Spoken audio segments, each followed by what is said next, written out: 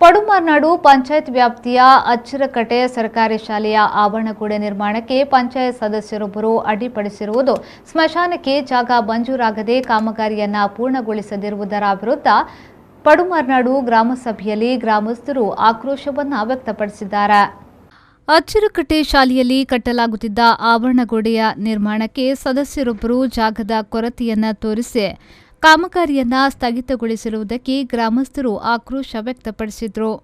ಈ ಬಗ್ಗೆ ಉಳಿದ ಪಂಚಾಯತ್ ಸದಸ್ಯರು ತಮ್ಮ ನಿಲುವನ್ನು ಸ್ಪಷ್ಟಪಡಿಸುವಂತೆ ಗ್ರಾಮಸ್ಥರಾದ ಸೂರಜ್ ಜೈನ್, ದಯಾನಂದ ಹೆಗಡೆ, ದಿವ್ಯವರ್ಮ ಬಲ್ಲಾಳ್ ಮತ್ತಿತರರು ಒತ್ತಾಯಿಸಿದರು.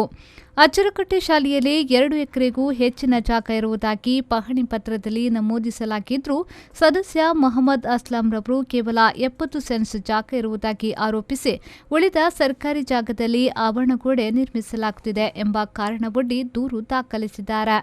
ಈ ಬಗ್ಗೆ ಪಂಚಾಯತ್ ಒಂಬುಡ್ಸ್ಮನ್ ತನಿಖೆ ಕೈಗೊಂಡಿದ್ದು ಸ್ಥಳ ಪರಿಶೀಲನೆ ನಡೆಸಿದ್ದಾರೆ. ದೂರುದಾರ ಪಂಚಾಯತ್ ಸದಸ್ಯರು ತಮ್ಮ ದೂರನ್ನ ವಾಪಸ್ ಪಡೆಯದೆ ಈ ಪ್ರಕರಣವನ್ನ ಅಂತ್ಯಗೊಳಿಸಲು ಸಾಧ್ಯವಾಗದ ಹಿನ್ನೆಲೆಯಲ್ಲಿ ಸೌಹಾರ್ದ ಮಾತುಕತೆಗೆ ಉಳಿದ ಗ್ರಾಮಸ್ಥರು ಸಲಹೆ ನೀಡಿದ್ರು.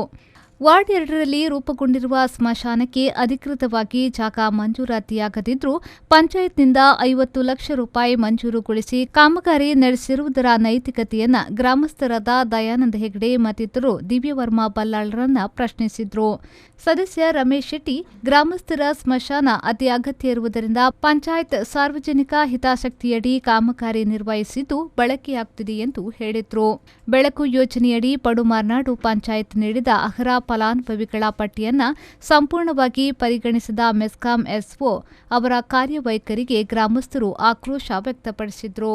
ಈ ಸಂದರ್ಭದಲ್ಲಿ ಗ್ರಾಮ ಪಂಚಾಯತ್ ಅಧ್ಯಕ್ಷೆ ಕಲ್ಯಾಣಿ ಅಧ್ಯಕ್ಷತೆ ವಹಿಸಿದ್ರು. ಕೃಷಿ ನಿರ್ದೇಶಕ Praveen K nodal ಅಧಿಕಾರಿಯಾಗಿದ್ದರು. PDO Bhimanaik ಸಹಿತ ವಿವಿಧ ಇಲಾಖೆಯ ಅಧಿಕಾರಿಗಳು ಸದಸ್ಯರು ಭಾಗವಹಿಸಿದ್ರು. ಚುನಾವಣೆ ಸಂದರ್ಭದಲ್ಲಿ ಜನರ ಸೇವೆಯನ್ನು ಮಾಡ್ತೇವೆ ಅಂತ ಜನರಿಗೆ ಆಶ್ವಾಸನೆಯನ್ನು ಕೊಟ್ಟು ಮತವನ್ನು ಪಡೆದು ಪಂಚಾಯತ್ ಸದಸ್ಯರಾಗಿ ಆಯ್ಕೆಯಾದಂಥ ನಮ್ಮ ಪಂಚಾಯತ್ನ ಸದಸ್ಯರಾದ ಮೊಹಮ್ಮದ್ ಅಸ್ಲಾಂ ಅವರು ನಮ್ಮ ಪಂಚಾಯತ್ ವ್ಯಾಪ್ತಿಯಲ್ಲಿ ನಡೆಯುವಂಥ 6 ಕಡೆಗಳಲ್ಲಿ ನಡೆಯುವಂಥ ಉದ್ಯೋಗ ಖಾತ್ರಿ ಕೆಲಸವನ್ನು ನಿಲ್ಲಿಸಿದ್ದಾರೆ.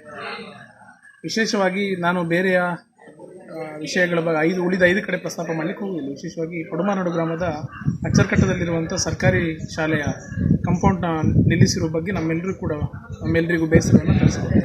ಯಾಕೆ ಬೇಸರವನ್ನು ತರಿಸಿದೆ ಅಂತೇಳಿದರೆ, ಈ ಸರ್ಕಾರಿ ಶಾಲೆಯಲ್ಲಿ 52 ಜನ ಹಿಂದುಳಿದವರ ಮಕ್ಕಳೇ ಶಾಲೆ ಹೋಗುವಂಥದ್ದು. ಒಂದು ಕಡೆಯಲ್ಲಿ ಶಾಲೆ ಆ ಕಡೆ ಭಾಗದಿಂದ ಅತಿಕ್ರಮಣ ಆಗ್ತಿರುವಂಥ ಸಂದರ್ಭದಲ್ಲಿ ನಮ್ಮೆಲ್ಲರ ಮನವಿಯ ಮೇರೆಗೆ ಪಂಚಾಯತ್ನಲ್ಲಿ ಅದಕ್ಕೆ ಬೇಕಾದಂಥ ಕಾಂಪೌಂಡ್ನ ವ್ಯವಸ್ಥೆಯನ್ನು ಮಾಡಿದ್ದೀವಿ. ಆದರೆ ಮೊಹಮ್ಮದ್ ಅಸ್ಲಾಂ ಅವರು ಅದಕ್ಕೆ ಯಾವ ಕಾರಣಕ್ಕೆ ವಿರೋಧ ಮಾಡಿದ್ದಾರೆ ಅನ್ನೋದು ನಮಗಿನ್ನೂ ಅರ್ಥ ಆಗಿಲ್ಲ.